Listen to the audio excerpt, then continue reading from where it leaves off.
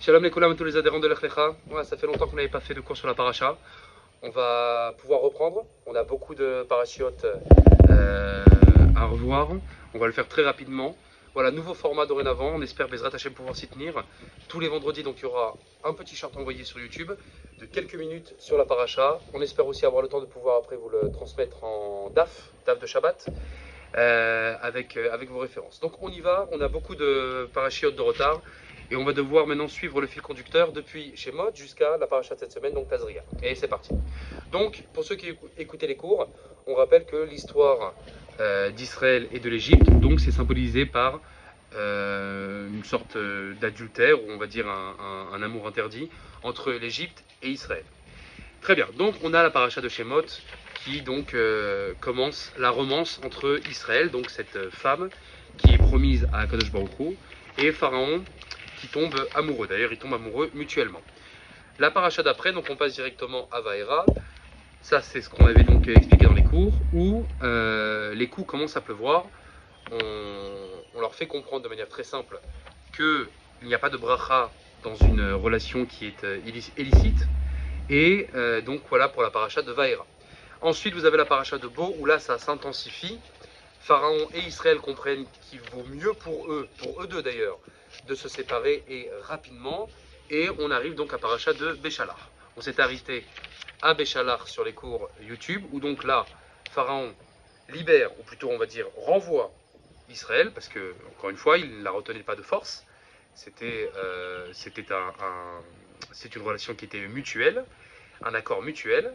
Et à partir de Béchalar, on va dire que les deux font leur introspection.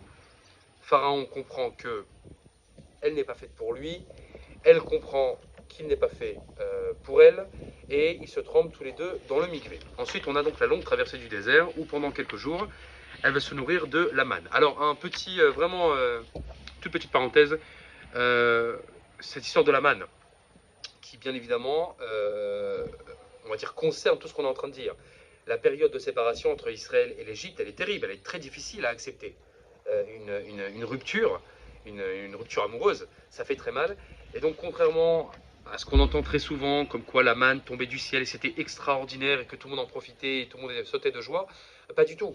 C'est très précis. La manne, elle tombait sur des toutes petites quantités qui voulaient bien dire, prends ce que je te donne, il vaut mieux pas que tu l'ouvres trop, parce que c'est déjà bien que je te donne ce que je te donne, parce que au vu de ce que tu as fait pendant maintenant 200 ans, tu méritais pas grand-chose.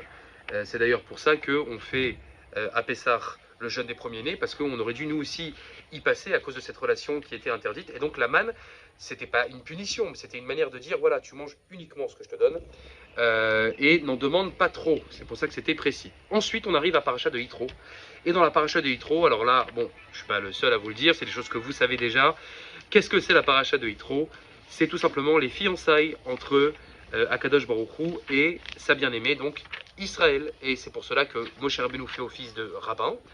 Akadosh Baruch Hu, c'est donc le fiancé, et Israël, c'est la fiancée. Très bien. Une fois que les fiançailles sont terminées, on va rentrer dans la paracha de Mishpatim. La paracha de Mishpatim, ça va être ce qu'on appelle aujourd'hui le séminaire. Donc c'est la période où la petite Israël va donc apprendre comment est-ce qu'on tient une maison, comment est-ce qu'on tient une cuisine, les lois de la cacheroute, etc. Et bien évidemment aussi les lois de la Nida qui sont donc mentionnées ici. Donc c'est allusionné à la fin de Mishpatim quand il est dit Vaikach Moshe et Haddam wa Izrok al Ha'am wa yomer hine dam haberit ashakarat Hashem Echaim bachem al kol hadevarim haele. Donc ça symbolise un petit peu les lois de pureté familiale que donc Israël doit apprendre. On finit Mishpatim et on arrive à une paracha très intéressante, la paracha de Teruma.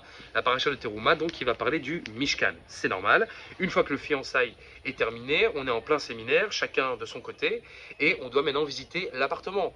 Donc, bon, à l'époque, il n'y avait pas trop de location, on construisait son propre appartement, et donc là, on fait les plans. On s'assoit donc avec le fiancé et la famille, et on établit à quoi ressemblera la future maison, donc le Mishkan.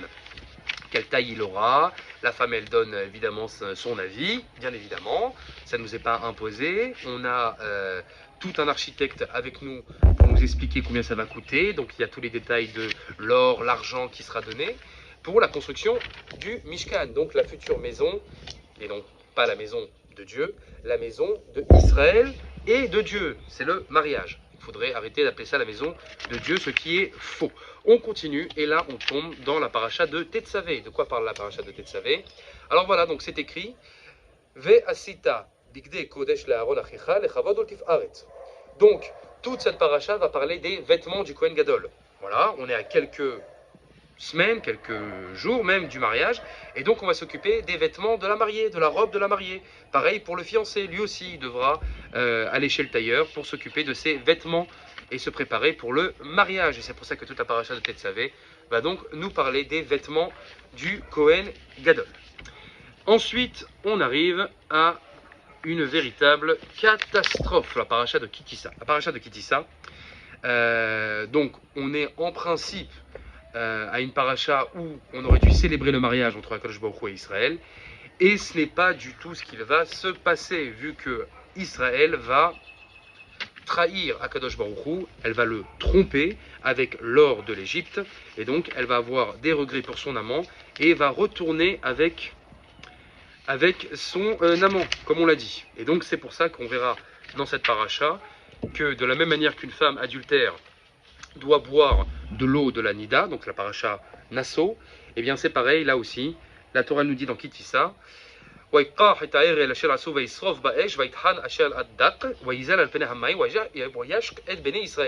et donc Moshe Rabbeinu prend le veau d'or, il faudra comprendre l'année prochaine, on ne pourra pas tout expliquer ce que c'est cette histoire de veau d'or, et il le réduit vraiment en miettes et il le fait boire. Il fait boire le veau d'or dilué dans de l'eau au Béné Israël. Pourquoi? Parce que c'est donc la femme infidèle, elle devait boire de l'eau, l'eau de la sota, et donc tout celui qui avait véritablement trahi Akadosh Baruch Hu mourait.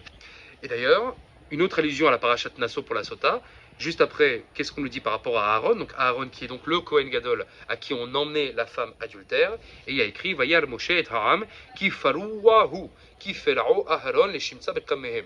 Et donc à l'époque, une femme donc adultère, on devait lui enlever, lui retirer donc son kisouille, d'accord? Ou para et rosha, il devait lui enlever son kisouille. Et donc là, de la même manière, Aaron s'aperçoit que le peuple a la tête découverte. Donc c'est la trahison, c'est la tromperie.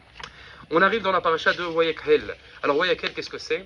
C'est une leçon très très importante. Une femme adultère, généralement, c'est une femme qui n'a pas de Kehila, c'est une femme qui est seule, qui se retrouve seule. En principe, une femme qui a une communauté, qui a un rave, qui a des amis à la synagogue, n'a pas à se retrouver dans ce genre de situation. Ça, ce sont surtout des femmes qui soit se laissent aller, soit sont un peu vagabondes.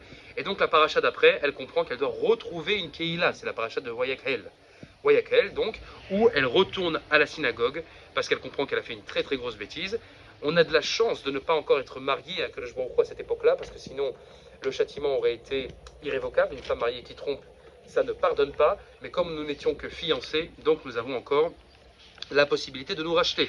Et donc c'est la paracha de Wayakhel. Elle retrouve sa Keila et sa synagogue. Ensuite on arrive dans la paracha de Pekoudé. Alors Pekoudé, qu'est-ce que c'est?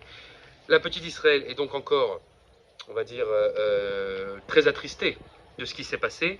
Elle sait qu'elle a reçu l'ordre de construire la future maison du couple, et elle se dit que le seul moyen donc d'être pardonnée, c'est bien évidemment de construire, donc d'aller au bout du projet et donc de construire la maison d'Akadosh Baruch Hu. Et donc c'est ça la paracha de Pekoudé, où tous les ans on se demande comment ça se fait qu'on répète cette paracha, parce que Terouma c'était le plan, c'était l'architecture, mais dans Pekoudé, la petite Israël va donc se mettre au travail. Elle va pouvoir commencer à construire la maison. Et voilà comment le livre de Shemot se termine.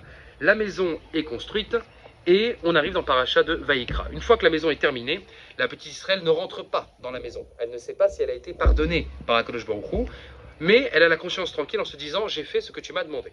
Et voilà, on arrive à Vaïkra.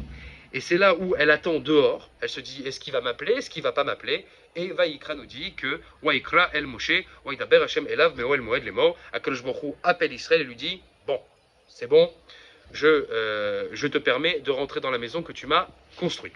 Voilà donc la paracha de Vaïkra. Et d'ailleurs, à la fin de cette paracha, une fois que Akadosh Baruch Hu donc réalise qu'apparemment elle a véritablement changé, la paracha se termine sur le passouk suivant qu'on va pouvoir lire, si on y arrive. Hop, Voilà. Vechiper Allahu akohen lifnei Hashem venislah lo alahat mikol asher ya'aseh la'ashmava. Donc, je traduis littéralement, le Kohen Gadol pardonne la faute qui a été commise. Et voilà comment on termine la paracha de Vaïkra. Donc juste après Vaïkra, une fois que donc la petite Israël est pardonnée de ce qu'elle a fait, bien évidemment, on prépare le mariage. C'est la paracha de Tzav. La paracha de Tzav, donc on a toutes les festivités, le traiteur, la viande, ça va nous parler de toutes les corbanotes, c'est très festif.